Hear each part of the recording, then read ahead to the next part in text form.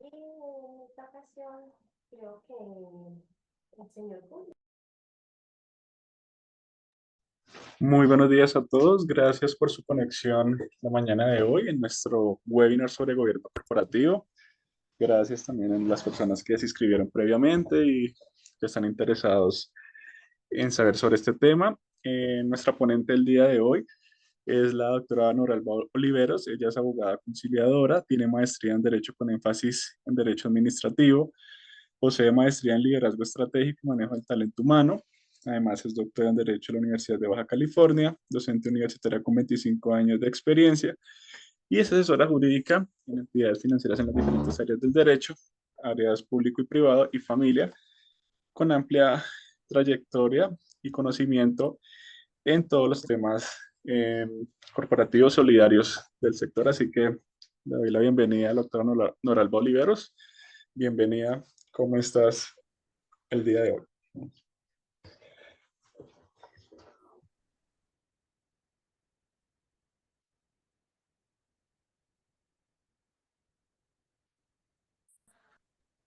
Hola, muy buenos días. ¿Cómo están todos? Buenos días, Javier.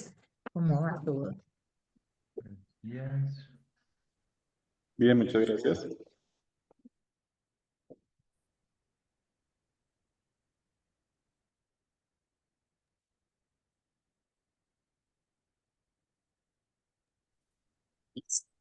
Bueno, yo creo que sin más preámbulos ya podemos dar inicio a nuestra charla del día de hoy.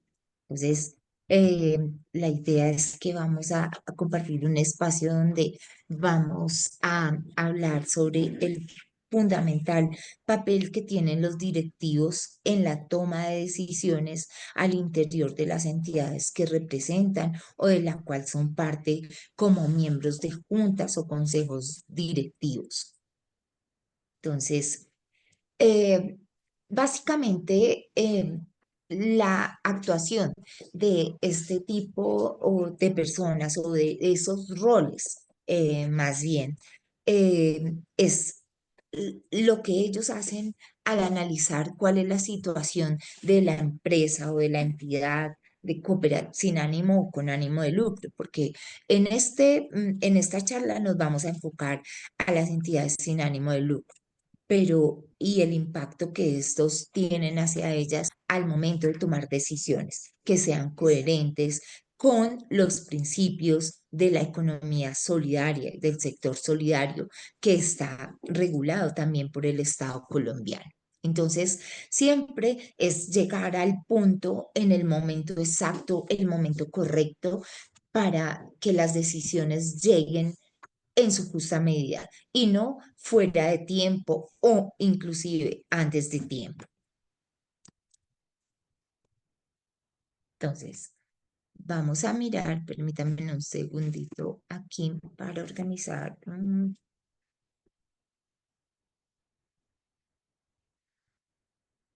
Listo.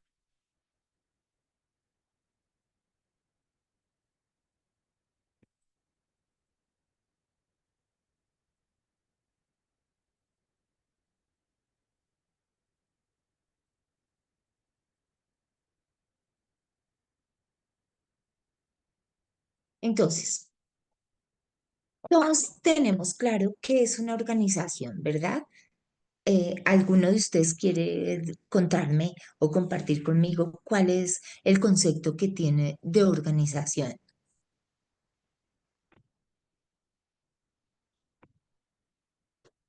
¿Están tímidos?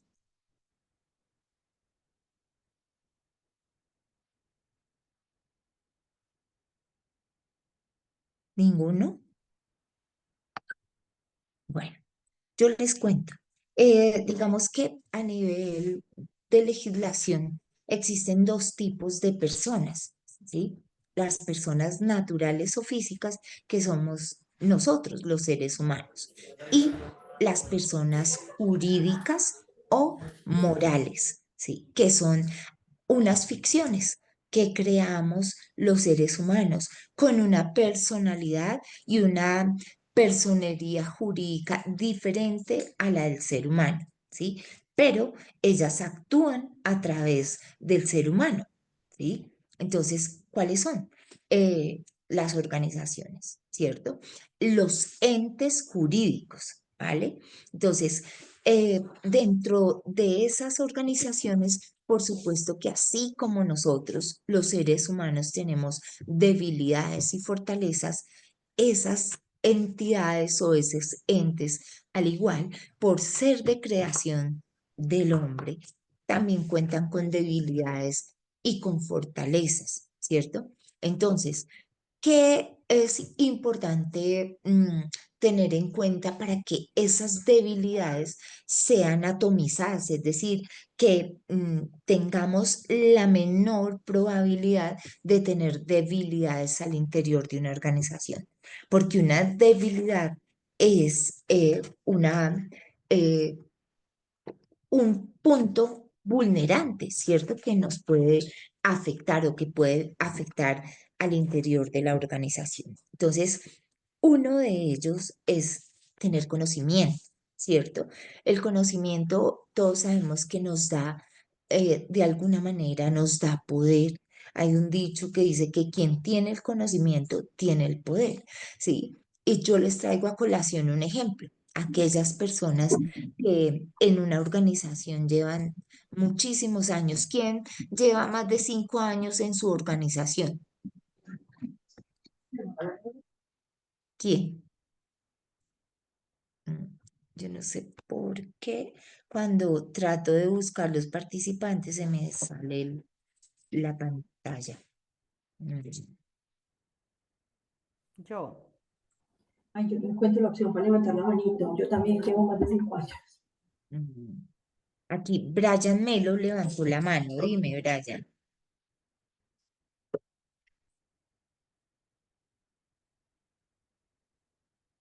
Brian. Mm, bueno, entonces, no, solo está Brian levantando la mano. Bueno. Cuando esas personas, aquellas personas que llevan mucho tiempo en una organización, a ver, Lina María Sánchez, dime Lina, buenos días. Tú llevas 27 años, ok. ¿En qué entidad estás tú, Lina María? en Copetrol. Copetrol, bueno. ¿Y tú qué sabes de Copetrol? Yo creo que lo sabes todo. Sí, un poquito, Sí. un poquito Entonces, y de las cuéntanos. etapas y de todo lo que se ha vivido, pues se aprende pues bastante y lo importante es el transmitir ese conocimiento y esas experiencias. Exacto. Entonces, en el caso tuyo, Lina María, y para todos nuestros compañeros en esta charla, es muy importante lo que tú estás diciendo. El conocimiento se debe compartir, debemos ser generosos con eso, ¿cierto? Y sobre todo al nivel, al interior de las organizaciones, porque mm, los seres humanos nos somos finitos, ¿cierto? Algún día no vamos a estar en este plan. En cambio, las personas jurídicas, esos entes que creamos nosotros y que actúan a través de nosotros, como si la entidad fuera un títere y nosotros la movemos para manifestar su voluntad, para responsabilizarse, para cumplir unos objetivos, para establecerse en un domicilio, ¿cierto? Pero no es nosotros como persona jurídica, ¿cierto? Ella tiene obligaciones, tiene deberes diferentes a los de las personas que la crean y que son parte de ella. Sin embargo, ¿quién tiene la historia de ella? Las personas que en el día a día están con ella o al interior de ella, que tienen roles en esa entidad y cualquier rol que exista en una empresa es importante porque cada uno de nosotros, desde la persona que nos atiende cuando llegamos con el tinto, todo eso es importantísima porque nos motiva, porque nos da cariño y eso es fundamental. El gerente, que es el que está representando la entidad y que actúa por ella dentro de sus facultades. El consejo directivo, que además se reúne cada cierto tiempo, dependiendo de la norma que regula la entidad, cada mes, cada 2 meses, muchas veces cuando las situaciones lo ameritan, pues tienen que hacerlo con más frecuencia porque necesitan tomar decisiones rápidas, ¿verdad? Entonces, esos roles son importantes, pero hay que tener en cuenta que la historia de la entidad se tiene en todas esas personas naturales. Y como tú lo decías, pues sabemos los tiempos difíciles, los tiempos muy buenos y qué medidas además se tomaron a la hora de enfrentar o una situación muy buena o una situación muy mala, ¿sí? Que o genera consecuencias favorables o consecuencias adversas. Tanto en una o en otra hay que tomar siempre decisiones, ¿cierto? Porque de las decisiones buenas podemos aprender en que siempre las podemos superar y las podemos mejorar, ¿cierto? Porque la humanidad, la sociedad es cambiante, ¿verdad? Y lo mismo las situaciones que son negativas, adversas, también nos enseñan y nos ayudan a crear ese cortafuegos para que no se repitan, ¿sí? Bien, entonces muchas gracias, Lina María, por tu aporte y pues con esto quiero darles ese mensaje de que la importancia del recurso humano a la hora de mantener una organización, ¿vale? Voy a seguir compartiendo la pantalla. Entonces, aquí, listo. Vamos aquí. Entonces, cuando no tenemos conocimiento, ¿cierto? Entonces vamos a sentirnos inseguros, vamos a seguramente tomar decisiones que no son las más expeditas, las más pertinentes o las más acertadas, ¿verdad? Entonces, las organizaciones de economía solidaria, dependiendo cuál es su modelo, por ejemplo, las cooperativas, todos sabemos que tiene un control especial, es decir, a través de las entidades del Estado que vigilan, controlan e inspeccionan ciertos sectores. En el caso del sector solidario, ¿sí? Las cooperativas son vigiladas, controladas e inspeccionadas por la Superintendencia de Economía Solidaria, que quienes están en una organización cooperativa saben cuál es el rigor de ella y tenemos que estar cumpliendo con los parámetros legales. Eso no quiere decir que las demás entidades como fundaciones, asociaciones, corporaciones no tengan un control.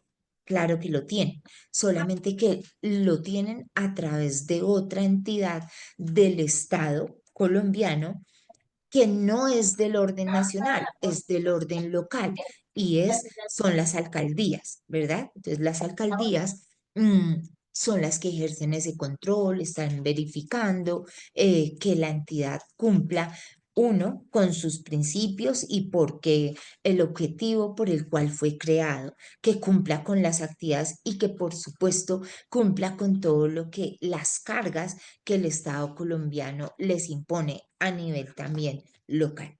Mientras que las cooperativas, ¿verdad? Tienen un control mayor. Bueno, tenemos que estar enviando reportes, que la asamblea, que el acta de la asamblea hay que enviarla para el control de legalidad, que tenemos que cumplir con la circular básica jurídica y contable que está, digamos que es la directriz jurídica para ellos, ¿sí? Para el sector cooperativo. Escasa participación, otro de los errores, digamos, o debilidades, digamos, no lo veamos como un error, sino una debilidad, que una debilidad es una oportunidad de mejora y es la escasa participación de la base social. Entonces, en la administración de la organización y en especial el desconocimiento de aquellos que son asociados, ¿sí? En la entidad. Entonces, esos asociados también cumplen un rol fundamental, porque fíjense que a través de sus aportes, aquellas cooperativas que son multiactivas o que tienen ahorro y crédito, tienen ese portafolio y los aportes son parte del patrimonio, es decir, de lo que le permite a ella la viabilidad financiera y que pueda realizar o generar actividades que sean de retroalimentación y de beneficio para aquellos que son sus asociados. Por lo tanto, esos asociados tienen, tienen obligaciones y tienen derechos, ¿sí? Van en doble vía, es decir, una prestación, yo tengo una obligación, realizar los aportes, punto, la cumplí.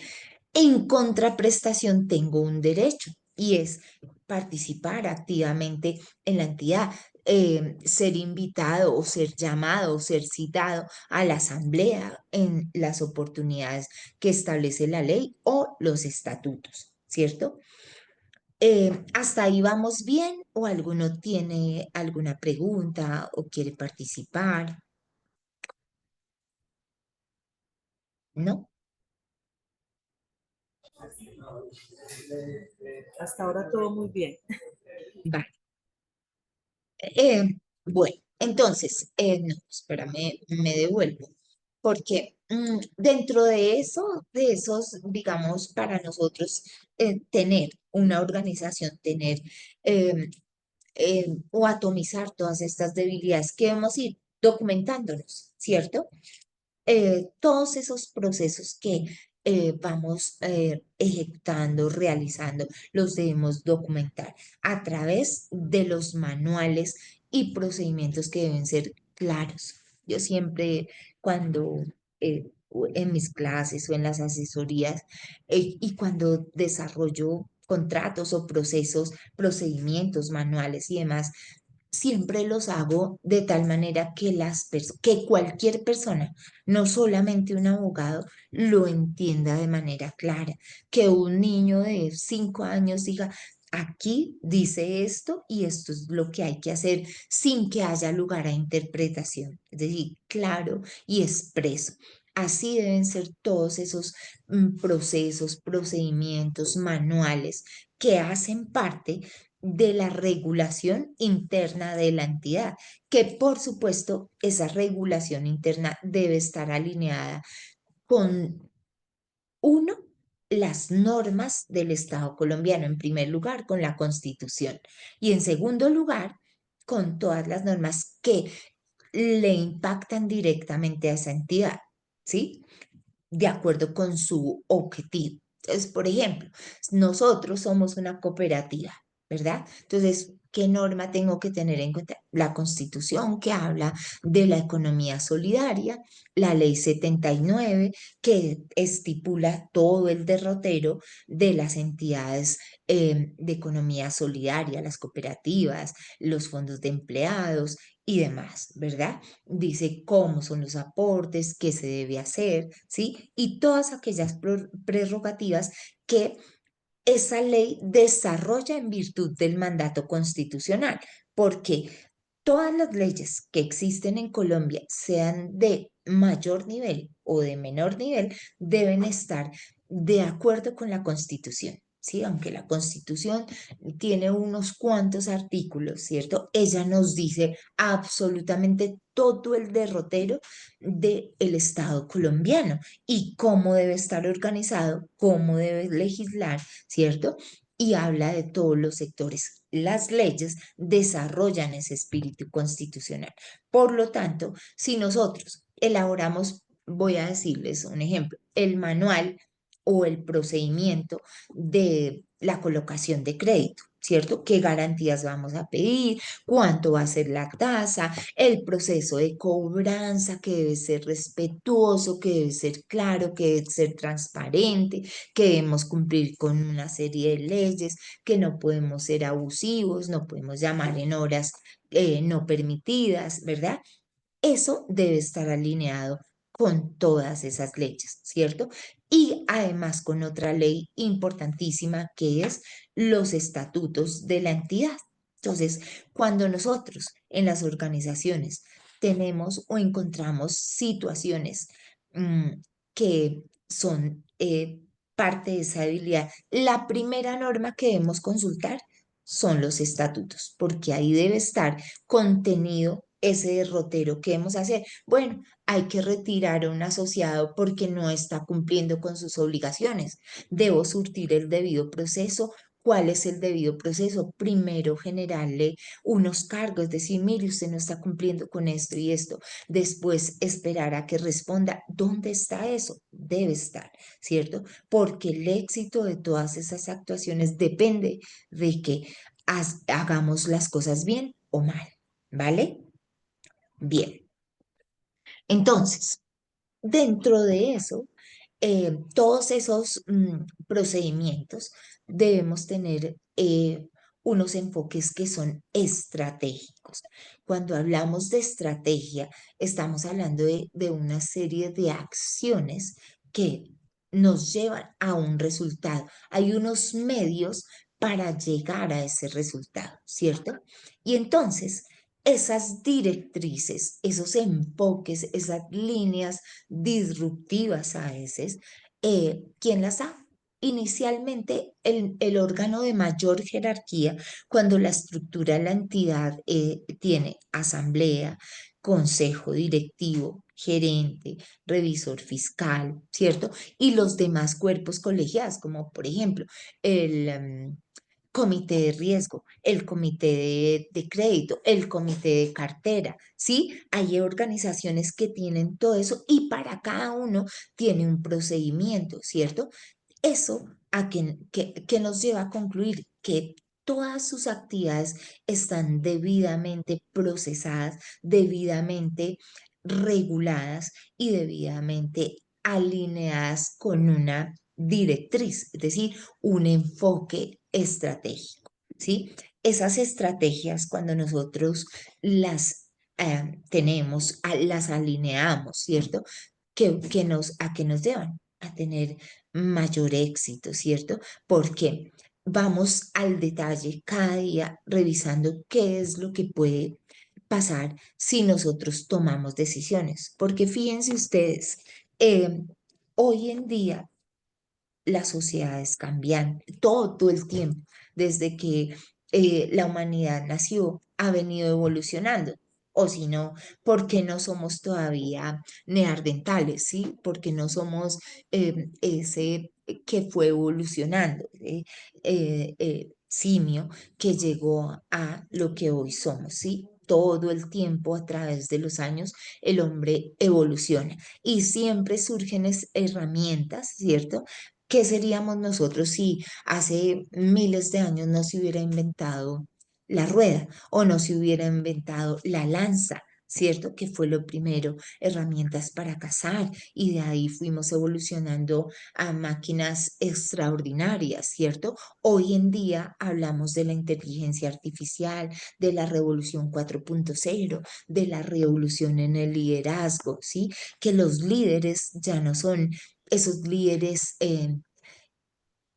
transicional, ¿sí? Que simplemente esto es una orden y ya, sino que hay liderazgos que son dinámicos, liderazgos que son formativos, liderazgos que son coherentes con el ser, ¿sí? El ser, el factor psicológico o ese contrato psicológico que estamos desarrollando. No es lo mismo un líder que impone, es decir, el jefe, a aquel líder que no quiero decir con eso que es que tiene que consultar absolutamente todas las decisiones, pero sí puede aquellas decisiones que tenga que tomar ser en equipo, ¿sí? Que sean determinantes y que ese liderazgo sea transformacional, ¿sí? Y no transaccional, es decir, de imposición. Esta es la transacción, esto es lo que ordeno y esto es lo que se tiene que hacer, sino que transforme, ¿sí? Que sea un liderazgo que lo sigan por convicción y no por imposición, ¿vale? Otra es el tener controles internos deficientes, ¿sí? ¿Y qué pasa cuando hay controles internos deficientes? ¿Qué puede pasar? ¿Quién me quiere decir? A ver, aquí, ¿a quién le preguntamos? Em, Sí, con él. Pues yo te puedo responder. por favor, gracias. Pues es que precisamente cuando iniciaste la charla estaba pensando en que desde el consejo, yo soy consejero de una cooperativa que se llama Cotrache aquí en Manizales, Ujú, y pensaba en lo siguiente, en que hace unos pues, meses, desde el consejo y con la ayuda del equipo de riesgo se plantearon unos controles, ujú, y lo que pensaba era que no hemos tenido como un seguimiento a esos controles. Yo sé que los controles existen, ujú, aunque podríamos asumir que dos cosas, que los controles se están llevando bien ujú. o que simplemente eh,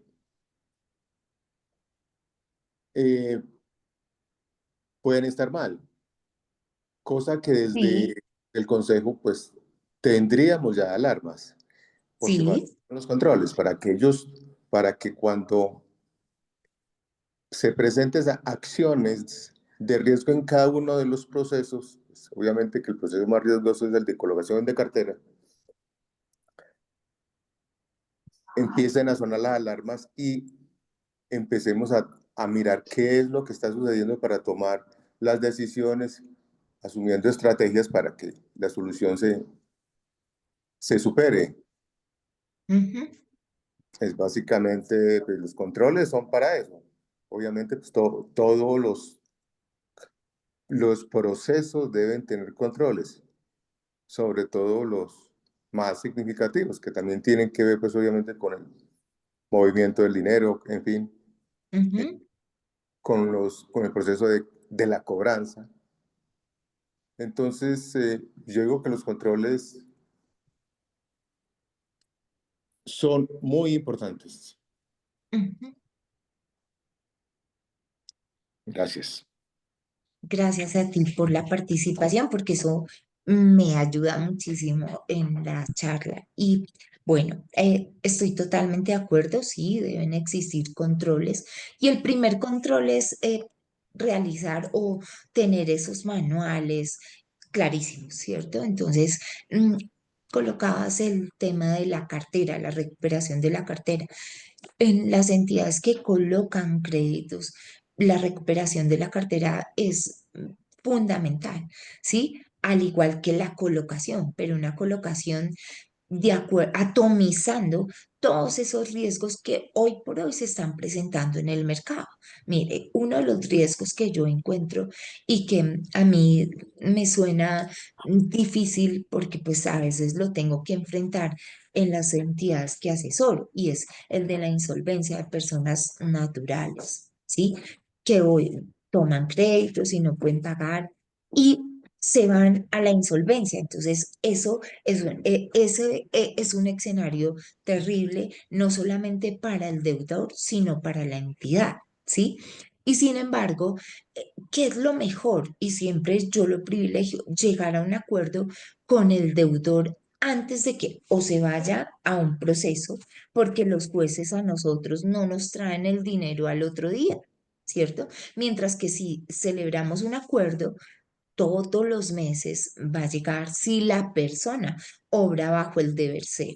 ¿Y por qué yo digo que obra bajo el deber ser? Porque en Colombia existen leyes para absolutamente todo. Si usted no paga, hay un proceso ejecutivo que además tiene la prerrogativa de las medidas cautelares y todo. Pero si es una persona que no tiene bienes, digamos, bienes que valgan la pena, suena horrible, pero que se puedan embargar y que si al final del proceso la persona insiste en no pagar o no tiene la posibilidad de pagar, vamos a rematar y con el producto del remate se va a obtener la recuperación de la cartera. ¿Sí? Muchas veces eso no se da y tenemos miles y miles de procesos y la justicia congestionada por eso. a diferencia de ir ajustando. Entonces, por eso el tema del riesgo es muy importante ir mirando cada cosecha, qué es lo que está pasando, qué está pasando en las dinámicas de mercado, de legislación, qué está pasando con el cliente, a qué se está acogiendo, cuántos se están acogiendo a eso y cómo nosotros podemos ir poniendo esos cortafuegos para evitar eso y que nuestro cliente, que no debe ser el cliente es para un solo crédito o para un solo, sino nuestro cliente siempre, porque eso nos garantiza también la permanencia en el mercado, ¿sí? Entonces, la ley no dice, existe la ley, claro, y existen los debidos procesos, pero la ley no garantiza que la conducta del ser humano sea lo que espera la ley. ¿Sí ven? Entonces siempre al final vamos a la parte de la voluntad del ser humano, ¿sí? Que yo tenga claro que debo cumplir con mis obligaciones y que no, por ejemplo, ahorita Semana Santa, ¿sí? Y tengo que pagar a Copetrol, a emprender, a esto, pero no me voy de viaje, ¿sí? Y después miramos, Dios proveerá, ¿sí ven? Entonces, siempre mantener a la persona retroalimentada sobre qué es una obligación y la importancia de eso. En los controles, como tocabas, sí, podemos tener controles muy buenos, sí, pero el recurso humano tiene que estar alineado con ese cumplimiento. Es decir, por ejemplo, en cartera, si hay un riesgo, ahorita con los créditos digitales, que no sé si ustedes ya están tocando ese mercado, ¿sí? Pero si ustedes tienen como cortafuegos, como si el correo electrónico no coincide, ¿cierto? O está recientemente creado con ese que está pidiendo el crédito digitalmente, de una vez es una alerta. A ese no se le debe otorgar el crédito, ¿cierto? Tenemos varios filtros, pero cuando hay información personal que debería estar hace mucho tiempo y ya acaba de crearse, ya eso es una cartera, una mora cantada, es un fraude cantado. Entonces, a veces omitimos señales que son claras, que nos dicen, no, aquí no podemos hacerlo y lo omitimos, ¿cierto? Por la necesidad de colocar o lo que sea, ¿cierto? En eso tenemos que tener muy en cuenta que el factor humano es importantísimo, que cumpla al pie de la letra eso. Y por supuesto que las directivas no lo tienen fácil porque ustedes expiden los procedimientos, los aprueban y todo eso, pero ya queda en la cancha de quien tiene que ejecutar esos procedimientos y cumplirlos de acuerdo con lo que está establecido, ¿vale? Importantísimo siempre dar esos puntos de medida, ¿no? Bien, entonces, em, cuando hay un control que falla además, también es importante que se tomen medidas urgentes o rápidas, ¿no? Que no se dejen pasar las acciones que debemos tomar. Por ejemplo, una persona que omitió, ¿sí? La autorización. Les voy a poner un ejemplo. La autorización para consultas a las centrales de riesgo y el reporte negativo, ¿cierto? Entonces, uno, la autorización nunca puede dejar de estar dentro de todo el expediente del crédito, jamás, ¿cierto? Y si la persona entra en mora, debemos cumplir con la notificación que tenga que medir entre el reporte negativo y la mora de esa persona 20 días, ¿sí? Todos lo sabemos, 20 días calendario. Si eso no pasa y la persona presenta la queja ante la Superintendencia de Industria y Comercio, que es la entidad del Estado que tiene la facultad, uno, administrativa y dos, jurisdiccional, porque impone sanciones, ella puede iniciar todo un proceso de investigación y todo. Y si encuentra que no hubo autorización y fuera de eso, que no hay la carta previa, ¿qué creen ustedes que va a pasar? ¿Cierto? Entonces, La persona que al interior de la organización omitió eso, pues debe surtirse el debido proceso también, que dé las explicaciones, y si no es una explicación válida, pues se tienen que tomar las decisiones correspondientes. Eso, así como a la entidad puede dar lugar a que haya una multa que va desde un salario mínimo mensual legal vigente hasta los 2.000 salarios, eso le puede costar el puesto o su cargo a la persona que omite estos procedimientos, porque nosotros estamos contratados, podemos llevar 27, 8 años, 9 años, 10 años, pero en el contrato laboral estamos contratados para que cada segundo, cada minuto de esa hora laboral y de todas esas horas que nos pagan, hagamos las cosas bien, ¿sí? Por una falla podemos terminar despedidos, ¿no? Entonces, esos controles deben, reitero, estar alineados al debido proceso para evitar que el día de mañana la entidad tenga condenas o situaciones adversas porque no hicimos la tarea bien, ¿vale? Bien, continúo. ¿Alguna pregunta aquí? Vamos aquí, en esta. La voy a compartir.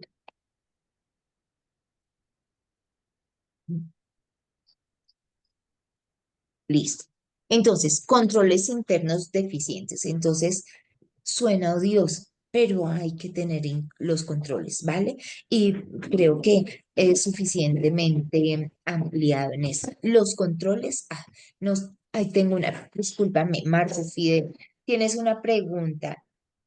¿Qué tanto conocimiento debe un consejero sobre los procesos y los procedimientos en toma de decisiones?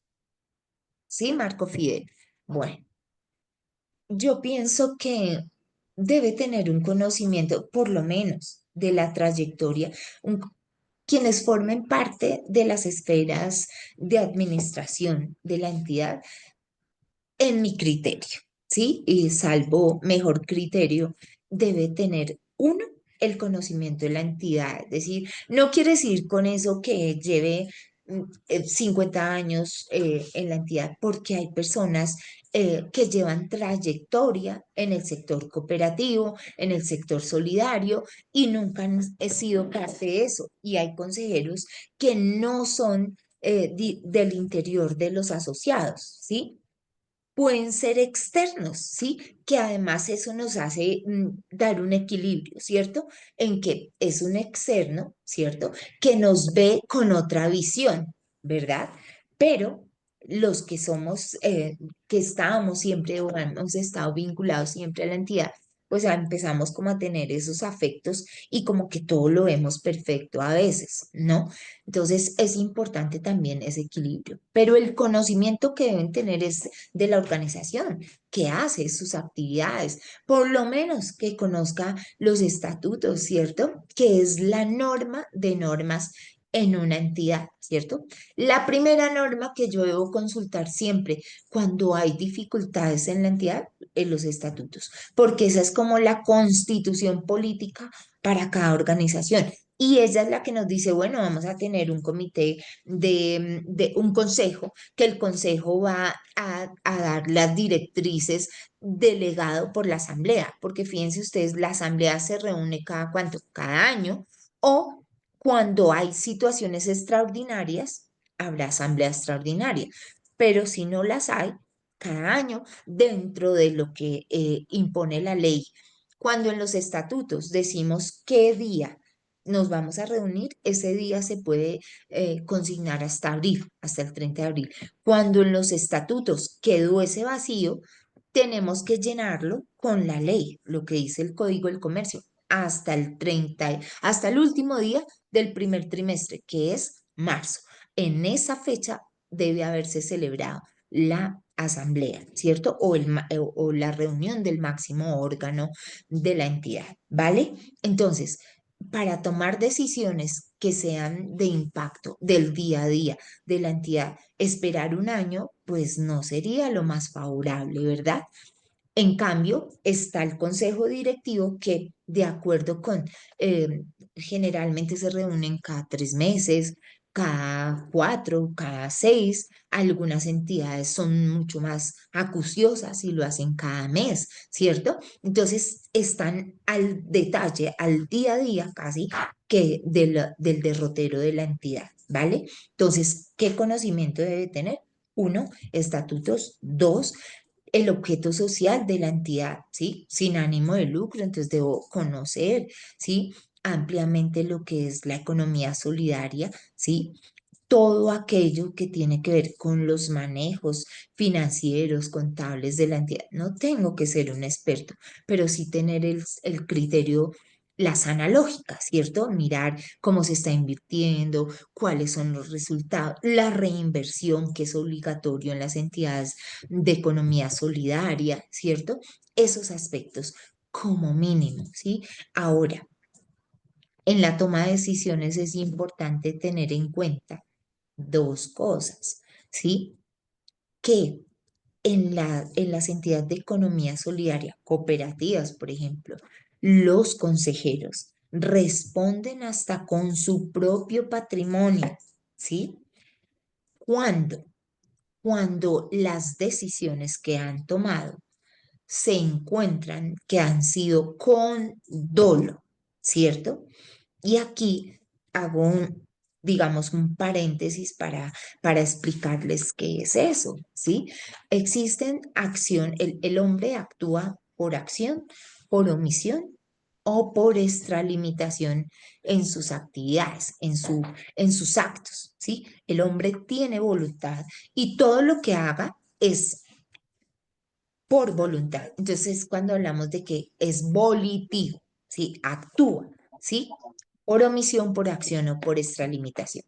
Cuando esas acciones involucran maldad, ¿sí? Conocimiento de que lo que estoy haciendo está mal, ¿sí? Y aún así lo hago, ahí responderían con su propio patrimonio. Ejemplo, una investigación de la Supersolidaria porque ustedes decidieron que la tasa de crédito, voy a ponerles un ejemplo, en la entidad que ustedes, a la cual ustedes son, eh, de la cual ustedes son parte como directivos, va a ser del 4%, ¿cierto?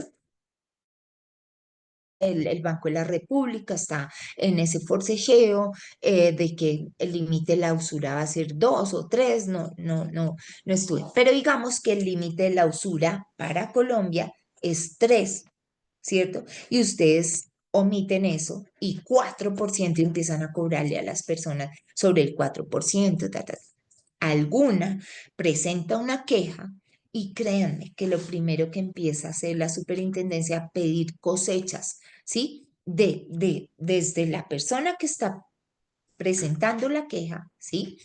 Y de ahí para atrás, ¿sí? Cuando encuentra eso. ¿Para qué? Para investigar si es verdad lo que la persona dice. Lo primero es que si hay una queja, ¿sí? El usuario, el deudor, tiene que presentar un derecho de petición primero a la entidad. Y esos derechos de peticiones debemos responderlos dentro de los términos que la ley establece, ¿vale?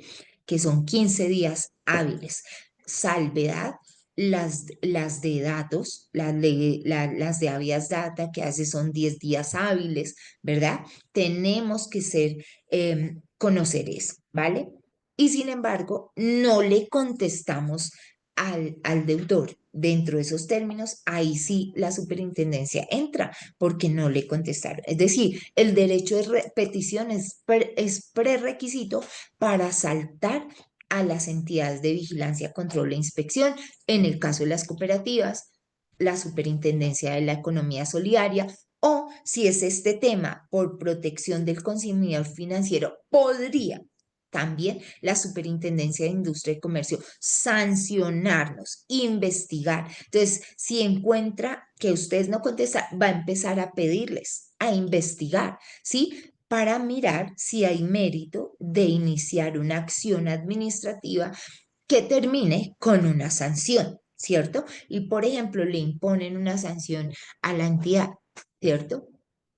Porque efectivamente encontraron que superaron los límites de la usura. Uno, uno de los efectos es que al deudor se le reliquide la obligación y todo lo que fue en exceso va a capital, ¿cierto? Y a veces terminamos debiéndole antes, reintegrándole al dos, que la entidad pague esa sanción o se la impongan a los consejeros, ¿sí? Y esos consejeros no pueden decir que va a salir del patrimonio de la entidad, sino del propio patrimonio de ustedes, ¿vale? Entonces, miren la importancia de conocer, digamos, las normas que impactan esa actividad. Y con esto yo no quiero ser terrorista, ¿vale? Sino que seamos preventivos, o sea, en todo lo que hagamos tenemos que tener en cuenta un universo de leyes que nos impactan, ¿sí? Entonces, cuando yo cumplo con todos esos parámetros, va a existir de pronto otra figura que es la culpa, que se da porque somos negligentes o porque no tenemos la experiencia, que es lo que llamamos impericia, negligencia, impericia o imprudencia, ¿sí? Y la imprudencia casi que se vuelve un dolo eventual, porque yo sé los resultados y a pesar de eso los omito, ¿vale? Entonces tengan en cuenta eso. Todos los días tomamos decisiones cuando somos miembros de una junta directiva, pero si yo no obro bajo la maldad, ¿cierto? O con el ánimo de beneficiarme con fines patrimoniales o lo que sea, ahí no habrá esa situación. Pero si se encuentra probado que sí hubo eso, pues las circunstancias van a ser diferentes. ¿Sí? Hasta ahí claro y pues creo que respondí ampliamente tu respuesta, Marco Fidel, ¿verdad?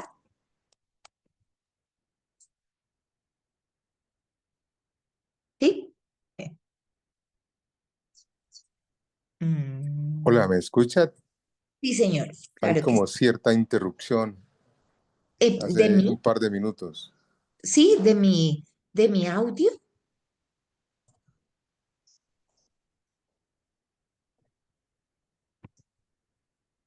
Aquí Pero tengo la yo señal escuché bien. bien. Dime. No sé si yo escuché bien toda tu intervención, la he escuchado bien. No sé si Igualmente. será. Sí. Sí, yo estoy mirando acá y la velocidad y todo está bien. Yo tengo aquí al lado a Javier que está muy juicioso revisando. Sí, entonces voy a continuar con compartiros aquí. Mm, Perdón. Listo. Entonces, bueno, manejo inadecuado del conflicto de intereses.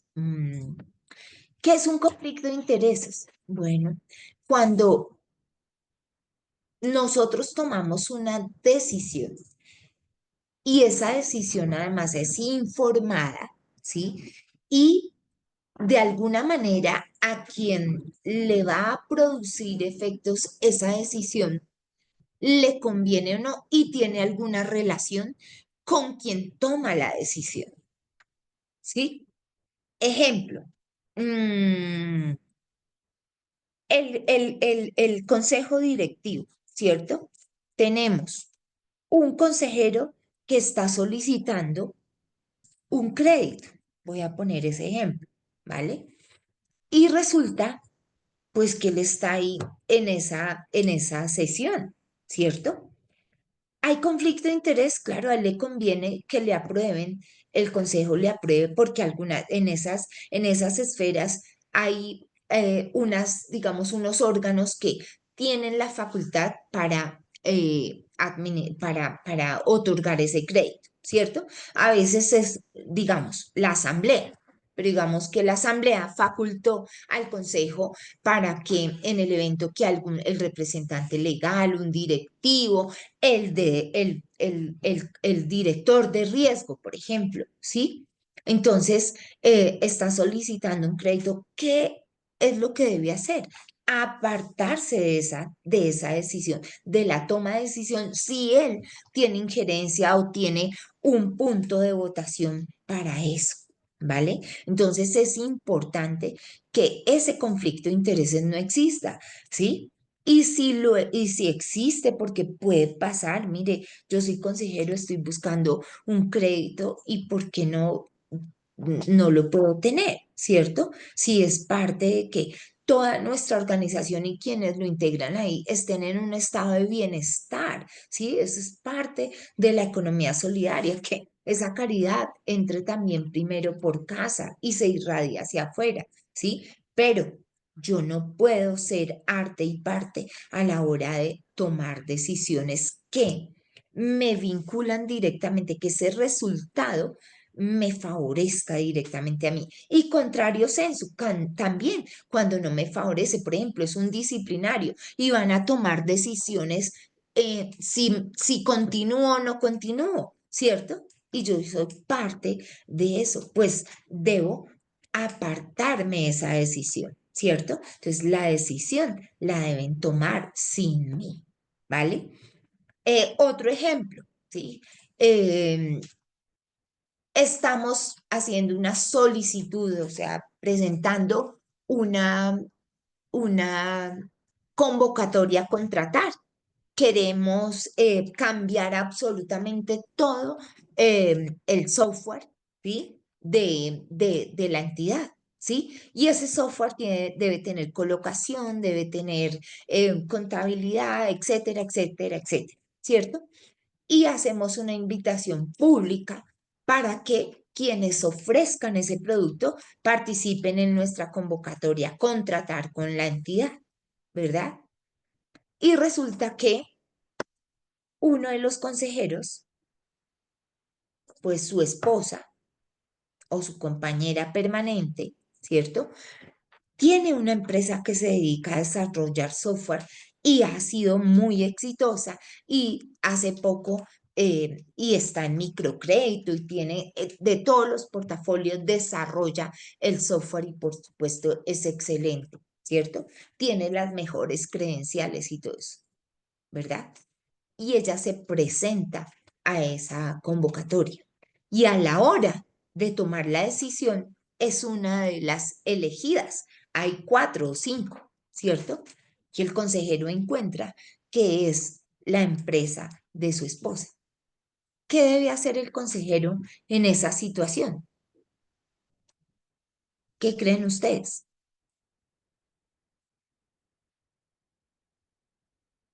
¿Mm? ¿Ninguno? ¿Están tímidos otra vez?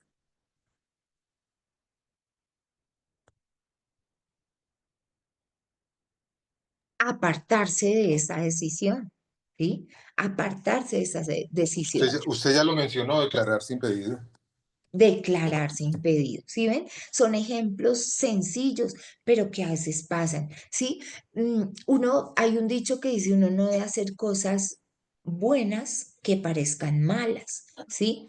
Y yo les digo a ustedes, para mí no existe, o sea, existe, pero no me gusta hablar ni de ética ni de moral. A mí me gusta hablar del deber ser, ¿sí? Y el deber ser que es el ser humano, nosotros, Dios, no sé si todos crean en Dios y digamos en un ser superior que nos dio, nos quiso tanto, ¿sí? Que nos dio el libre albedrío y Él nos puso, nos dice lo bueno y lo malo. Usted decida si se va por el camino bueno o se va por el camino malo, ¿cierto? Y nosotros, con ese raciocinio que tenemos y esa voluntad además que despliega nuestras acciones, omisiones o extralimitaciones, ¿cierto?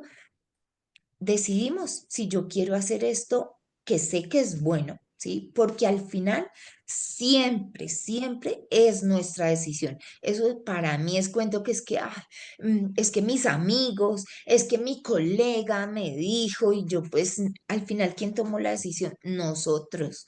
Al final siempre sabemos qué es lo bueno y qué es lo malo, ¿cierto? Ahora, si ese consejero sabía que su esposa, compañera, lo que se presenta, ¿por qué no decirlo? ¿Sí? Mira, esto, sí, punto. Y ella puede presentarse, por supuesto. Y si la eligen, perfecto, que sea con los criterios de objetividad, siempre pensando que el interés superior es el de la entidad, no el de las personas, ¿cierto? No porque, por ejemplo, otro conflicto de intereses, si yo tengo, por eso es que están en al interior de las entidades, eh, desafortunadamente prohíben que existan relaciones entre las personas que son parte del equipo, ¿cierto? Y el equipo hablo de todas las esferas, desde los que no son directivos hasta los que son directivos, por supuesto, ¿cierto? ¿Por qué? Porque desafortunadamente permeamos nuestras relaciones y estamos bravos, entonces eso se filtra al interior de la organización o también favoreciendo al otro. Entonces ve cómo es mi compañero, compañera permanente o esto, y pues nos ennoviamos, entonces yo lo voy a favorecer, por ejemplo, ¿qué puede ser? Si tengo la potestad de otorgar el crédito, le otorgo un crédito sin el cumplimiento de los requisitos, ¿cierto? Eso no debe pasar, porque, reitero, no es que las personas se relacionen, pero si hay conflicto de intereses, pues no pueden estar en contradicción de eso. Repito, el interés superior es el de la entidad, ¿verdad? Y dos, por eso existen al interior de las entidades los, los, em, los, el código de ética, ¿cierto? Si ustedes miran, por ejemplo, el código de ética de los bancos, es una norma súper pesada de 50 hojas y todo eso, que uno la puede resumir en pocas hojas, ¿cierto? Pero al final siempre es la decisión de las personas, ¿sí? Entonces, por ejemplo, ese código debe ser parte integral del contrato de trabajo, del... Dime, dime, Patricia. Patricia Mejía. Bueno, sí, yo levanté la mano, no había intervenido, no sé si Ay, otra persona perdóname, pero es quería que hacer eso. yo No, me no, concentro no, hablando no, no, y tranquila, sino lo que quiero decir es que yo escuché también un ruido como si alguien fuera a intervenir, pero bueno, aprovecho que me dice la palabra. sigue, por favor. Frente al manejo de los conflictos de interés, yo pienso que tal como lo estás diciendo, es inevitable que existan, tienen Sí. que existir, ¿cierto que sí? Lo importante es darle el manejo y no dejarlo, pienso yo, en el sentido común de las demás personas. Es que debiste de haber dicho, es que, bueno, sino dejarlo muy bien plasmado para la organización cuando hay un conflicto de interés y más el hecho de que exista es revelarlo, porque en la medida en que se revela, la organización también debe de tener descrito qué manejo le da a ese conflicto de interés.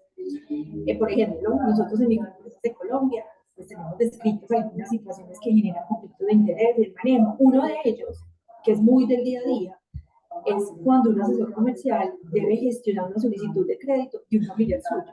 Entonces, él debe decirle a su jefe, es un familiar mío, y el jefe ya le da un manejo que tenemos ya acá definido. No está prohibido, existe, sí, pero lo reveló y le dio un manejo. Esa es la intervención que tenía. Sí.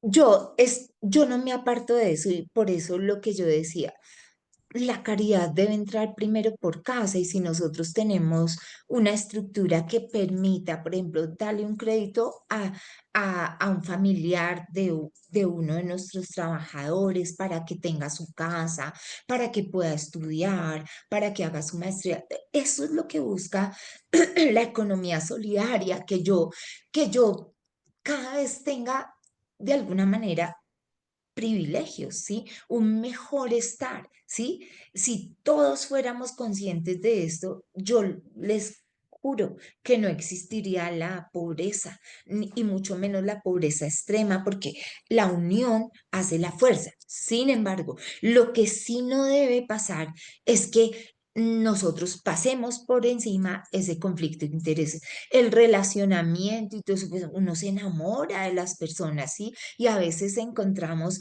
nuestra pareja o el que sea. ¿En dónde? Pues donde nosotros estamos interactuando y donde interactuamos más. El 90% de nuestra vida la pasamos donde trabajamos, donde asesoramos, donde hacemos todo, no la pasamos todo el tiempo. Entonces, lo que hay que sí es evitar que, y si se diera, ponerlo en conocimiento y que otros tomen decisiones, tomen las decisiones que correspondan y yo me aparto simplemente de esas decisiones. Bueno, otra es el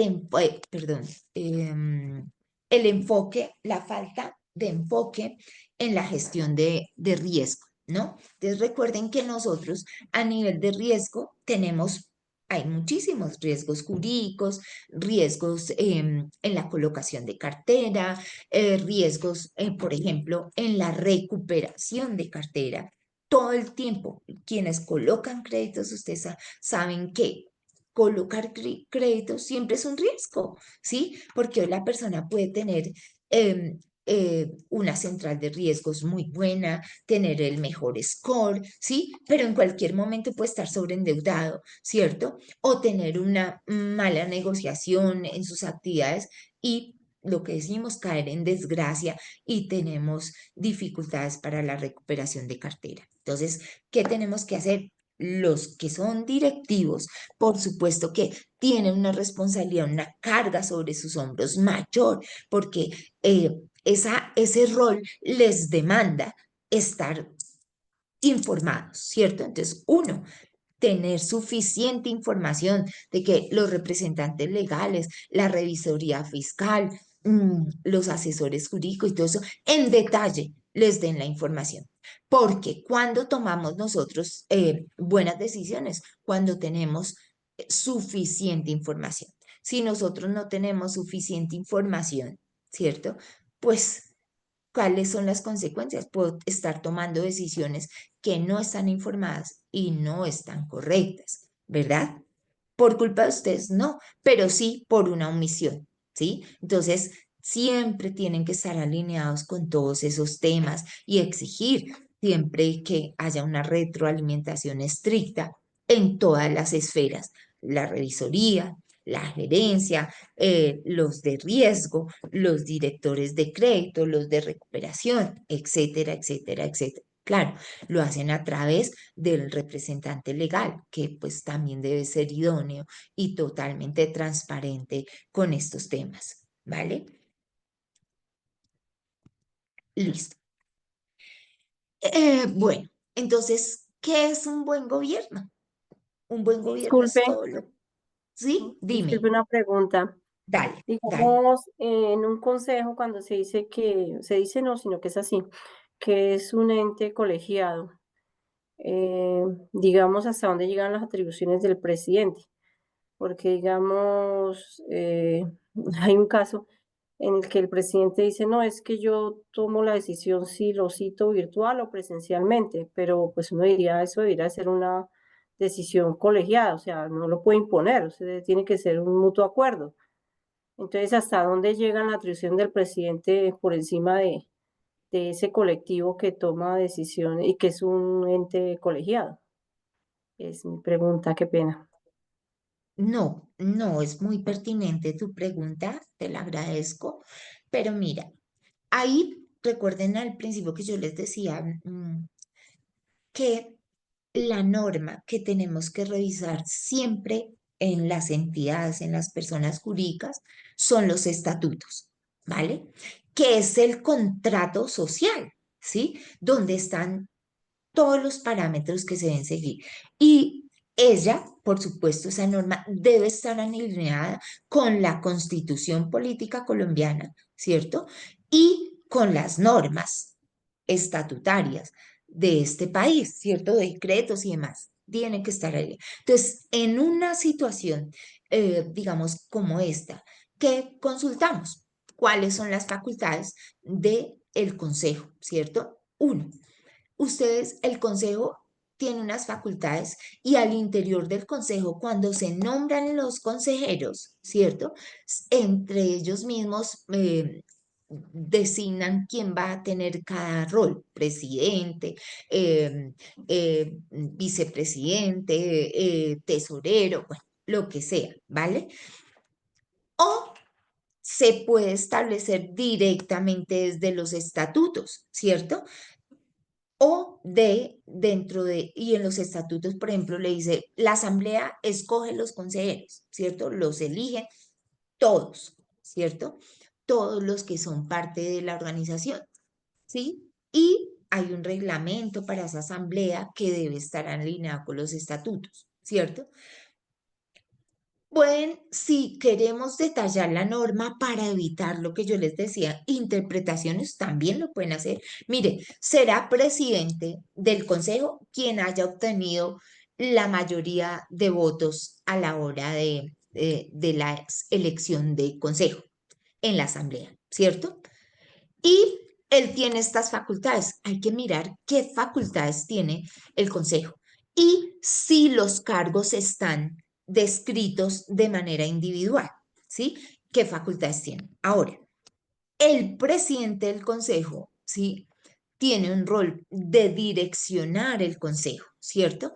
Generalmente, ¿quién convoca al consejo?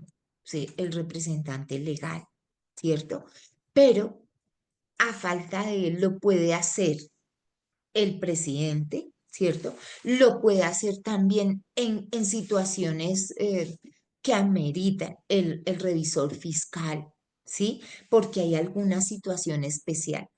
Entonces, mi respuesta es eso. Tendríamos que mirar cómo están los estatutos, ¿cierto? Y el rol, discúlpenme un momento que no estoy conectada. Ay, y se me va a caer la batería, perdónenme. Entonces, y el rol que tiene el presidente, ¿vale? Pero él podría hacerlo. Ahora, hoy por hoy, la dinámica es que para que no haya dificultad con la interacción de ese consejo, pues está la virtualidad, ¿sí? Que permite que estas reuniones de estos cuerpos colegiados sean también virtuales, ¿vale? Y esa norma, nosotros decimos que después de la pandemia, que la virtualidad, mentiras, eso existe desde la ley 597 de 1990 y pico. ¿Sí? Que permite que las reuniones de los órganos de administración sean virtuales. La ley 222 de 2000 de 222 de 2011 también, ¿sí? Permite el código del comercio, ¿no? Entonces, lo que no puede pasar es que no se haga la convocatoria con los plazos que establece la norma y los estatutos, ¿vale? Debe hacerlo cumpliendo esos requerimientos, ¿sí? No sé si fui clara con la respuesta. ¿Sí? Y se denominan cuerpos colegiados porque precisamente no es de una sola persona, son varios los que integran eso, ¿vale? Son varios, por eso se denominan cuerpos colegiados, ¿sí? Ahora, ¿qué es un buen gobierno? Lo que hemos venido hablando ahorita. Es, el buen gobierno se ve, se concreta en todas esas acciones, en todas esas prácticas formales o informales, ¿cierto? Formales que están ahí en unos documentos y otras que a veces las traemos de lo que es el día a día. ¿Cierto? De lo que, mire, salió esto nuevo, vamos a implementarlo y de pronto no está escrito porque pues también es modificando todo el tiempo esos procesos, ¿no? Pero podemos hacerlo como por ejemplo, no está establecido en ningún lado que ahorita vamos a tener todo digitalizado, pero es una buena práctica tener nuestras carpetas digitalizadas por el medio ambiente, porque eso también nos da un plus como entidad, ¿sí? Que somos conscientes del planeta, del medio ambiente y de que también debemos alinearnos, porque eso es parte de la solidaridad que nosotros profesamos en las organizaciones de economía solidaria. ¿Cierto? El planeta también es un ser, para mí es un ser sintiente que está reclamando atención y que todos debemos ser coherentes con eso, ¿vale? Entonces, esa coherencia debe darse en todas las esferas de relacionamiento de la entidad con sus asociados, con sus órganos de administración, de vigilancia, los comités asesores, ¿sí? Las personas que integran, los trabajadores, el cliente externo, todos deben ser una amalgama de acciones que al final se concretan en buenas prácticas, ¿sí? Todo esto también está arraigado en esas circulares que son las legislaciones de menor envergadura que emiten las superintendencias, en este caso la circular del 05 de 2013, que habla básicamente de el buen gobierno, ¿vale? Todo lo que tienen que hacer las organizaciones para establecer prácticas saludables, buenas prácticas de acción, de cortafuegos, de atomizar el riesgo, de evitar, ¿sí? Que hayan situaciones adversas para la entidad cuando son evitables, ¿cierto? Cuando son de análisis. El decreto 962 que modificó la circular básica jurídica de la Superintendencia de Industria y Comercio, sobre todo lo que son las actividades de mercantiles, ¿vale? Y las circulares, la circular básica jurídica, contable y financiera de la Supersolidaria, que nos habla de absolutamente todo, tema de riesgo, tema de colocación de la cartera, tema de las políticas de la organización, de las directivas, ¿sí? Todas estas situaciones jurídicas están reguladas, ¿cierto? Y los estatutos y demás políticas internas deben recogerlas, ¿cierto? Es importante, lo tocábamos al principio, que esas prácticas y todos esos reglamentos se instrumentalicen, se formalicen, ¿cierto? Uno, en los estatutos, reglamentos, políticas, manuales, llámenlos como los quieran llamar, ¿sí? Pero ténganlos. Además, porque en búsqueda de la acreditación en buenas prácticas de calidad, todos estos procesos deben estar documentados si queremos ir a lograr estas certificaciones. Ahora, gobernabilidad, ¿sí? ¿Qué es la gobernabilidad?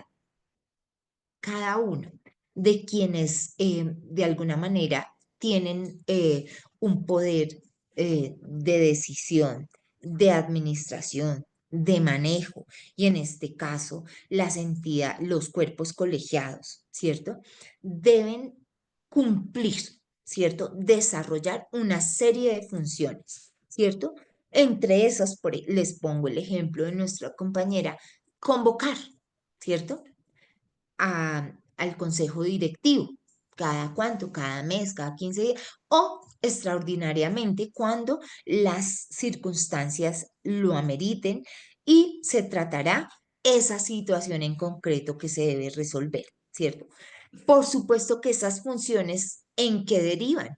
En responsabilidades, ¿cierto? ¿Por qué? Porque le corresponde a su desempeño, a las acciones que tomen, a las decisiones que tomen. Y como les decían, esas decisiones deben estar alineadas con la legislación, con los estatutos, con el deber ser, ¿cierto? Que si las toman contrario a esto y son con conductas dolosas, pues van a tener consecuencias no solamente sobre su propia persona, ¿cierto? Porque puede convertirse en un tema penal, sino también sobre su patrimonio personal, ¿vale? Entonces, todo lo que ellos, estos cuerpos decidan, tiene que estar alineado bajo esos criterios. El tema de la legitimidad, ¿cuál es la legitimidad? Pues que ellos no están ahí, ¿cierto? Porque sí, o porque arbitrariamente se abrogaron estar como consejeros, sino porque hubo un cuerpo colegiado, la asamblea, que así los eligió, ¿cierto?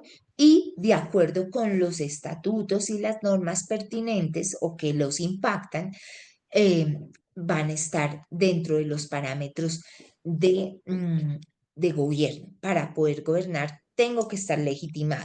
¿Y cómo me legitimo? Pues, por supuesto, con la elección. Quien no haya sido elegido, pues no está legitimado y, por supuesto, no puede gobernar.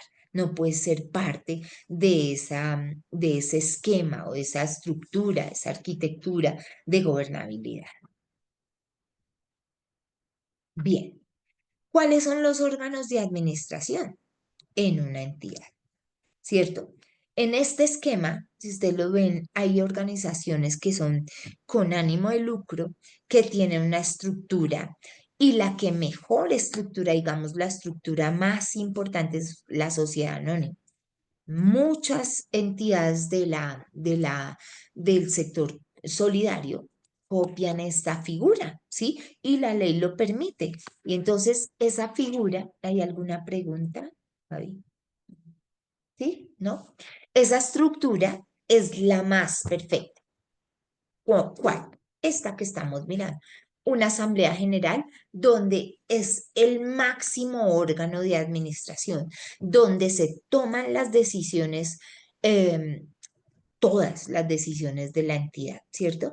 Pero se reúne anualmente o extraordinariamente cuando así lo indique la ley. Mínimo se debe reunir una vez. Eso no quiere decir que no se puedan reunir en diferentes ocasiones si así lo quisieran, ¿vale?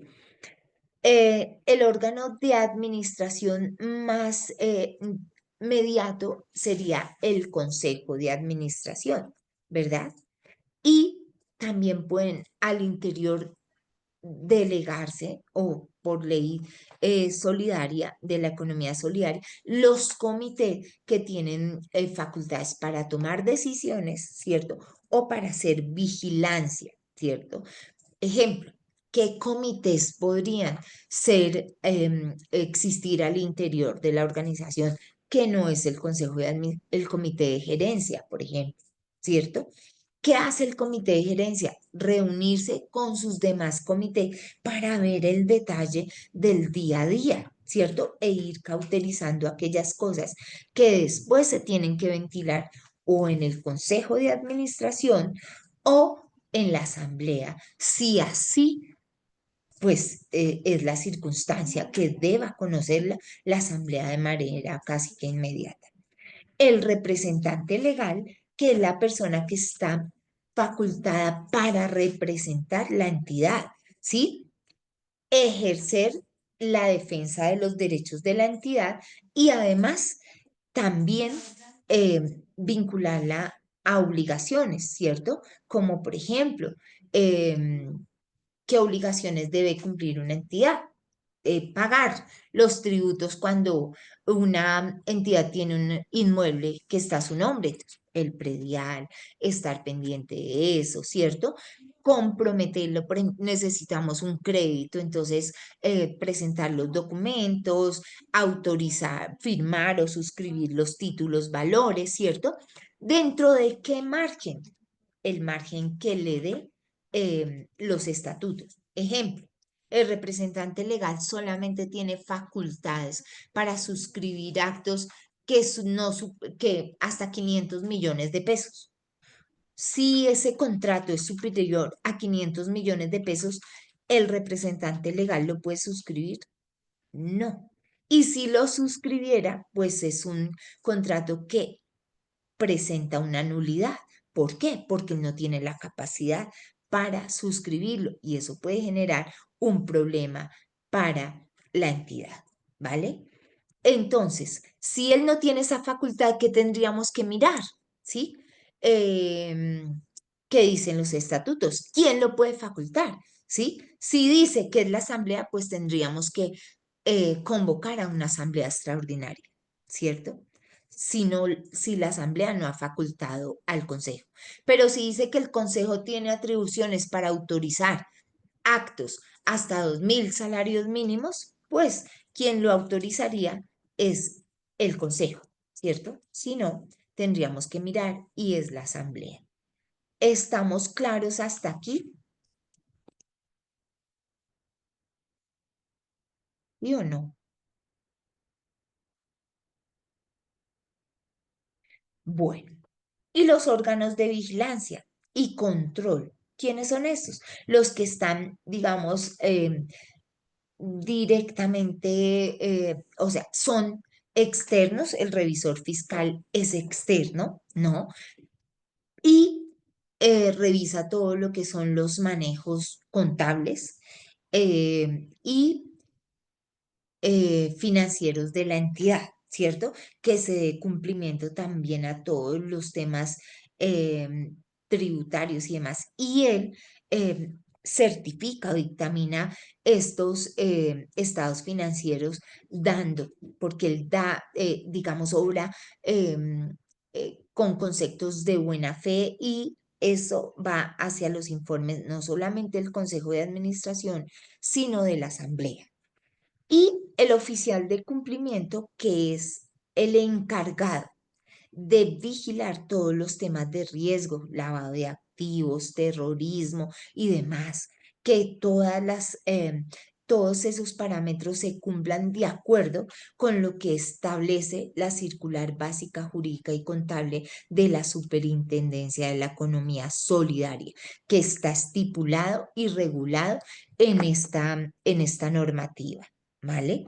Entonces es importante que esta persona sea idónea, ¿no?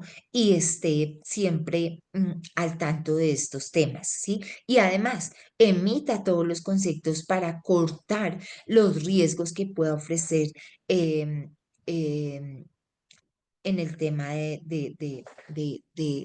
lavado de activos y demás. Y también el manejo, hay otra acción importante y es el tema del manejo de las bases de datos, que hoy por hoy es importantísimo, que tenemos que tener las autorizaciones de nuestros usuarios, clientes externos, internos y demás para el manejo de sus datos.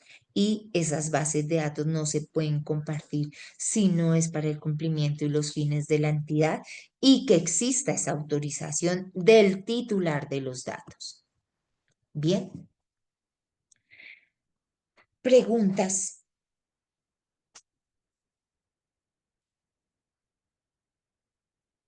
¿Sí? Grupos de interés. Doctora Olivero, yo sí tengo una pregunta. Claro que sí, dime, por favor. Pues realmente tiene que ver con la Junta de Vigilancia Ujú. y los alcances que ella tiene dentro de los actos que lleva el Consejo de Administración, que entre otras cosas, casi siempre o siempre son tardíos.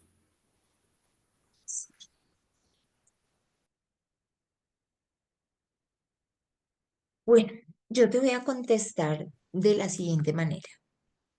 De acuerdo con lo que establece la ley, la Junta de Vigilancia tiene eh, tiene una facultad especial, es uno, en el tema de las habilidades e inhabilidades de los asociados para la toma de decisiones en el cuerpo colegiado que corresponde, por ejemplo, Asamblea General, ¿cierto? Entonces, ellos deben emitir su concepto, revisar antes de la asamblea quiénes están impedidos porque no están cumpliendo con sus obligaciones. Pero también, y digamos que a ella se le da un rol mm, que en mi criterio muy personal debería dársele más que ser más acuciosos. Por ejemplo, en las personas jurídicas con ánimo de lucro, los socios minoritarios tienen la facultad de la inspección de libros y vigilar y revisar y mirar y pueden pedir los libros antes de la asamblea y todo eso para verificar que la información sí sea fidedigna cuando vamos a una asamblea. Hermosa Noralba, ya ¿Cierto? estoy cargado. Y entonces, mi celular que habla solo. Entonces, pero todo eso, ¿dónde lo pueden indicar ustedes? En los estatutos. ¿Qué tanto poder y qué tanto control para que esas palabras de vigilancia y control sí se configuren en la realidad y no sean solamente un saludo a la bandera? ¿Sí? Eso depende de qué tan acuciosos quieren ser ustedes, ¿no? Y además, fíjate que tú hablas y siento que han tenido seguramente experiencias muy negativas donde esos controles, que yo llamo controles cortafuegos, ¿cierto?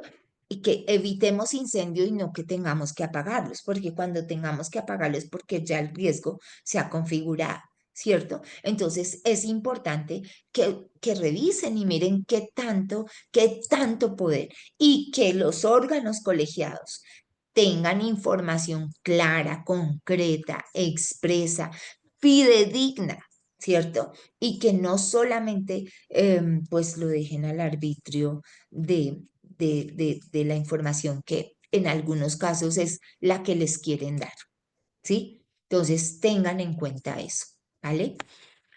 Los grupos de interés, pues por supuesto son los asociados y sus familias que lo hemos tocado de alguna manera, ¿cierto? Irradiar esos principios de la economía solidaria hacia ellos. La asamblea, que es el órgano máximo de administración, que es la constitución, digamos, la que ejecuta los estatutos. Los órganos de administración, ¿sí?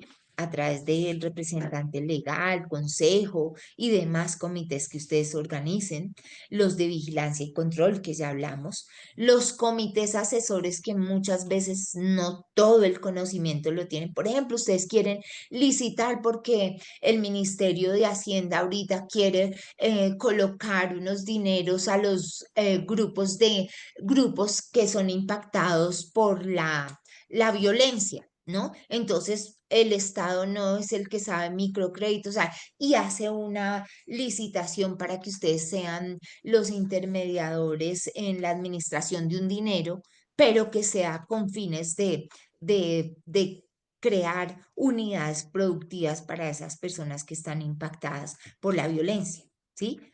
Ustedes conocen cómo es la contratación estatal, ¿no? Bueno, un comité asesor que los informe para que no vayan a tener el día de mañana, si son favorecidos con esa licitación, un problema, un hallazgo administrativo fiscal que les represente consecuencias frente al Estado. Todos los colaboradores, proveedores, la comunidad en general es un grupo de interés para todos ustedes, ¿sí? Y por supuesto la competencia, ¿cierto? La competencia nos enriquece, nos ayuda a ser mejores y no podemos dejar de lado los entes del Estado que ampliamente los hemos discutido en esta charla, porque esos son los que nos pueden sancionar, ¿no? Pero no por el miedo a las sanciones, sino por obrar bajo el deber ser, ¿vale? Entonces, en un buen gobierno, ¿qué se hace? Proteger los derechos de los asociados, garantizar un trato justo y equitativo. Equitativo es darle a cada uno lo que le corresponde, ni más ni menos. Gestión en función de los grupos de interés que tocábamos anteriormente. La comunicación debe ser transparente, abierta, informativa, ¿cierto? Cumplir las responsabilidades de acuerdo con el rol de cada uno. La buena relación entre los asociados y sus órganos. Y aquí tocó algo importante que en liderazgo hablamos y es el contrato psicológico, es aquel que no está escrito, pero que se concreta en las acciones, en el respeto, en el buen trato, ¿sí? Si yo maltrato, no voy a tener gente feliz, gente que cumpla de la mejor manera sus roles. Efectiva en el manejo de los recursos, todo recurso, ¿sí? Recurso humano, recurso patrimonial, ¿sí? La reputación de la entidad, ¿sí? Y la buena gestión empresarial que se concreta en el impacto en que yo tengo hacia todos esos focos o grupos de interés, ¿vale? ¿Cómo debemos ser? ¿Sí? Aquí tenemos pues una infografía donde empatía, ética que yo la traduzco en el deber ser, liderazgo transformacional, no transicional o impositivo. Creatividad, tenemos que renovarnos, crearnos cada vez, buscar todas esas dinámicas que el mundo actual nos está presentando, que son retos y que nos obligan a ser disruptivos.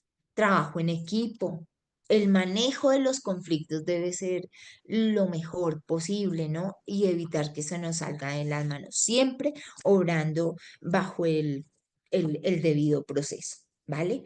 Aprendizaje constante, ¿no?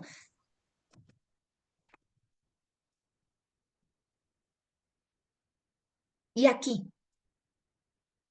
¿qué requisitos necesitamos para nosotros permanecer y mantenernos en el mercado? Educación, buena composición de los órganos colegiados, ¿sí? Em, buenos desempeños, hacer seguimiento a todas estas actividades para poder medirnos, ¿no? Entonces, no sé si ustedes tienen alguna otra, digamos, esto ya lo tocamos sobre el dolo y la culpa, ¿no? Entonces, no sé si en esto tienen alguna inquietud.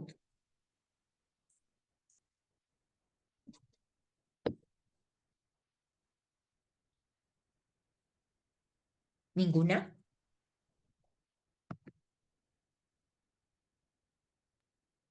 No sé yo. ¿No? Miren acá. Cuando hablamos de los conflictos de intereses, ojo, cuando yo tengo información que otros no conocen, yo estoy en una posición privilegiada y en eso tengo que tener cuidado con eso. Si esa información que yo tengo de alguna manera resuelve situaciones importantes y van a generar un efecto hacia mí, ¿vale? Un efecto que puede ser positivo y del cual puedo sacar provecho, ¿no? Entonces, esa información privilegiada se puede configurar en una situación de dolo, ¿no?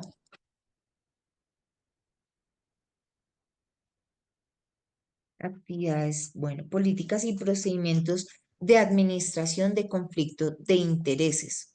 Bueno, también esto ya lo hemos tocado.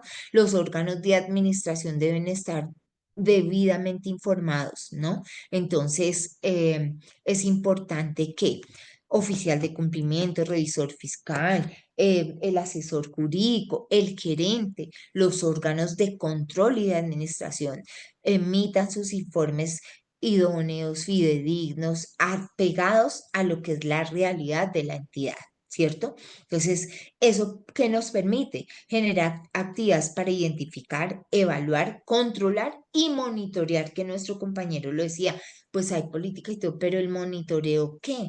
Porque si no monitoreamos, ¿cómo llegamos a cumplir? ¿Cierto? Entonces, cuando en esa toma de decisiones hay situaciones que no podemos revelar hasta que no se hayan generado esos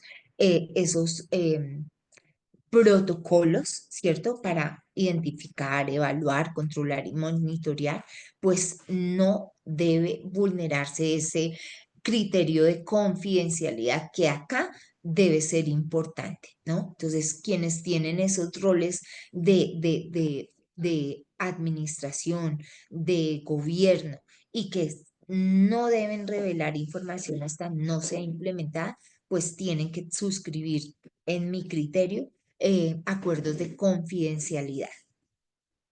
¿Listo? Todos estos, digamos que deben estar alineados con la coherencia, con los criterios, los principios de la economía solidaria, con los estatutos, con la misión, la visión de la organización. Reitero, mantener un liderazgo que sea comprometido, ¿sí? Que motive, ¿sí? Y que no retraiga, pues, las acciones de las personas. Es decir, el compromiso debe ser de lado y lado, pero el rol de las personas, de los órganos de administración, digamos que tiene una mayor mm, responsabilidad en cuanto a que yo debo ser más empático, ¿cierto? Soy el ejemplo hacia otros, irradiar esas acciones que sean coherentes con lo que soy y con lo que hago, ¿sí? Con lo que digo y con lo que al final soy, ¿no? Entonces, voy a poner un ejemplo, no hay que ser corruptos, pero ese líder es el más corrupto de todos. Entonces, de ahí revisen cómo es el resultado frente a quienes están por debajo de ese rol, ¿no? Ser garantes del respeto a la diferencia, o sea, nosotros debemos ser inclusivos, no por el hecho de que otro tenga una posición diferente, nosotros no garanticemos esas posiciones de diferencia, ¿sí? Por el contrario, esas diferencias alimentan el bienestar y la dinámica de la entidad, ¿cierto? Comprometerse con las buenas prácticas, prudencia y confidencialidad de la información, que ya lo dijimos, mantener una buena actitud frente a los posibles riesgos, control absoluto, y también no desesperarnos, porque si nos desesperamos, eso permite que se permeen errores. Bien.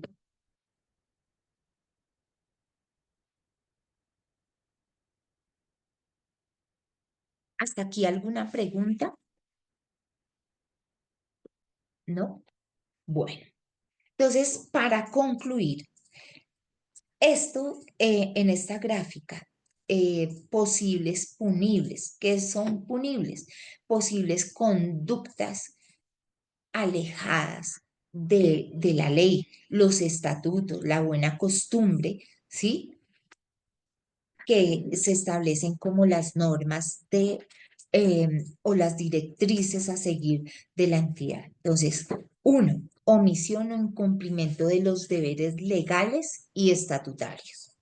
Violación a los derechos de los asociados. Violación al debido proceso, que ya lo tocamos. Nunca podemos violar ese debido proceso.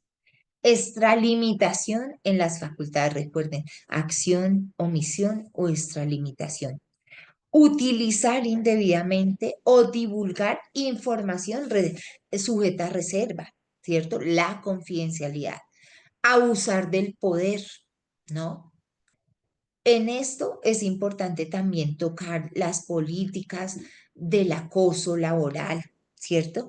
Y el acoso sexual, que hoy por temas de género y demás, son factor importante y que pueden generar también sanciones al interior de las entidades. Encubrir actividades dolosas de las personas que cometen actuaciones que no están dentro de los marcos legales o estatutarios, ¿no? El que oculta, el que omite y el que permite es tan culpable como el que actúa dolosamente. Realizar proselitismo político o promoción religiosa, ¿vale? No debemos mezclar política ni temas religiosos a nivel al interior de las organizaciones, porque recuerden que nuestro rol es objetivo, ¿sí? Siempre tiene que ser objetivo. Y estas situaciones a veces son vulnerantes. Bien.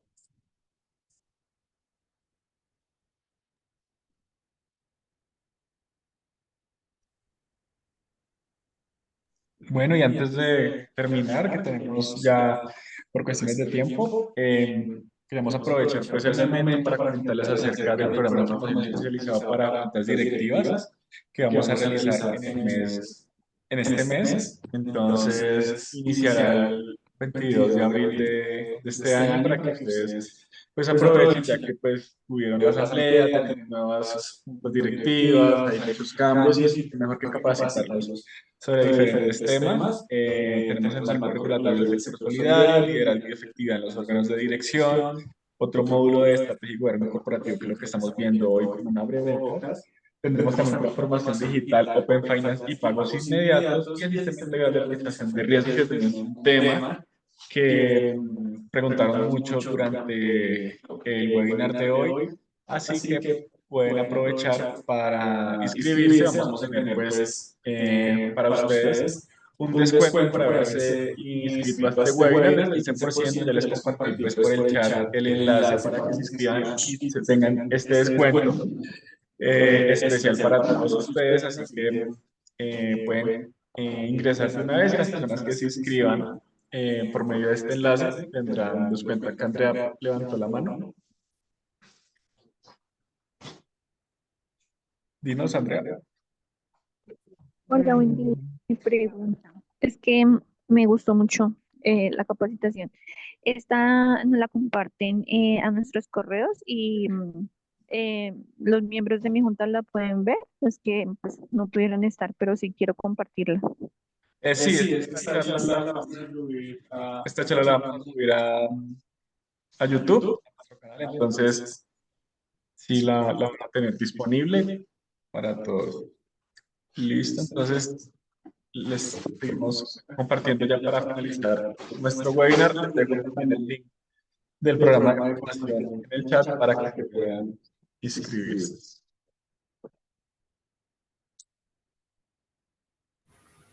Ya continuamos acá.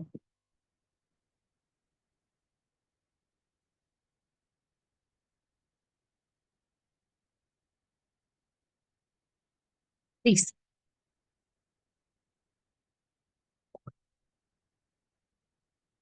En este encontramos algunas de las consecuencias de, digamos, quedar como en situaciones que son adversas o porque no cumplimos con nuestros roles o infringimos la ley, los estatutos o las buenas costumbres, ¿no? Entonces aquí tenemos, voy a citarles algunas de las que estamos viendo en este momento. Por ejemplo, incapacidad legal para desempeñar un cargo, el cargo, ¿cierto?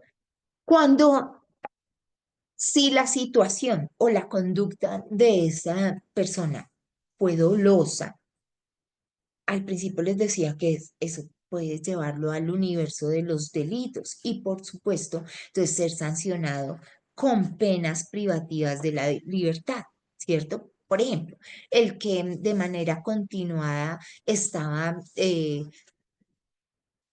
tomando dinero de la entidad, ¿sí? O, por ejemplo, en alguna vez tuve un caso como ese y era que los asesores de crédito colocaban créditos ficticios, ¿sí? Armaban el expediente, las tarjetas, certificados de tradición de los bienes, demás y todo eso. Entonces, una persona con un patrimonio excelente, ¿no? Y le aprobaban. Y después en mora la persona y resulta que los bienes no eran de ellos. Se investigó y esto eran una serie de créditos. Eso es un hurto continuado, fraude, falsedad, etcétera. Y además falsedad en documento público. Entonces, la consecuencia, además de que haya una sanción penal, ¿sí? De una imposición de una pena con restricción de la libertad, es además eh, que quede inhabilitado, su cédula queda inhabilitada, entonces no podrá ejercer cargos, ¿sí? O emplearse en una entidad. Y si al nivel de la entidad tienen, por ejemplo, dentro del código de ética, quien haya sido sentenciado por hurto, no podrá tener o ser parte de un rol de gobierno en nuestra organización. O, por ejemplo, aquellos que son incumplen con los alimentos de sus hijos, ¿sí? Que están reportados en un sistema de riesgo que tiene el Estado que se llama REDAN, ¿sí? En el Estado no pueden ser contratistas ni pueden ser servidores públicos. El sector privado lo puede hacer, claro que lo puede hacer si está dentro de sus políticas, ¿vale? Em, Violar los estatutos, por supuesto, es una consecuencia de no ser parte de uno de los organismos de administración de la entidad por constituirse en asociado moroso, ¿sí? Una persona que se lanza para el consejo, por ejemplo, y tiene mora en sus obligaciones, pues difícilmente puede ser parte de los órganos colegiados. Sin embargo, eso tiene también que estar regulado. No quiere decir que entonces estén impidiéndole a una persona libre desarrollo de su personalidad, porque entonces viene que la tutela y todo eso. No. Si nosotros tenemos esto alineado con la ley, por supuesto, porque eso es garantía de que en los órganos de administración no estén personas que no cumplen con sus obligaciones. Ahora, que por situaciones extraordinarias y todo eso, pero son ajenas a la parte objetiva que se debe tener en cuenta en la entidad. Bueno, estas son las normativas que ya habíamos hablado y que les expliqué, ¿cierto? Hay que siempre tener estos parámetros de la cultura empresarial o la cultura del buen gobierno, la creación de mecanismos que permitan la transparencia, y vuelvo y reitero. Uno, esas políticas internas, alinearse con las leyes, las buenas costumbres de una sociedad, ¿sí? Para mejorar siempre la gestión de la entidad, no solamente en los roles del buen gobierno, sino de todos los que integran esa comunidad que es su entidad. Bien, y acá estamos con todo lo que em, recogimos o que dijimos a lo largo de eso, ¿sí? Buen gobierno, normativas internas, minimizar, mitigar y controlar los riesgos y llevar a cabo un buen relacionamiento con todos esos personas que son o grupos de nuestro interés, recurso interno, recurso externo, ¿cierto? Nuestros órganos de control, ¿cierto? Interno y externo. Listo. Y hasta aquí me excuso porque al final un poco acelerada, pues no quería tampoco quitarles más de su tiempo, pues pienso que haya sido una charla productiva y bueno, ya quedan a disposición de Javier, no sin antes invitarlos a que se inscriban a nuestro curso para Juntas Directivas 2025, que les prometo va a ser súper interesante y con especialistas y personas que créanme que superan las expectativas de todos nosotros. Y seguramente vamos a aprender mucho más para atomizar esos riesgos de los que hemos hablado. Les envío un abrazo gigante y si tienen alguna pregunta, pues quedo súper atenta.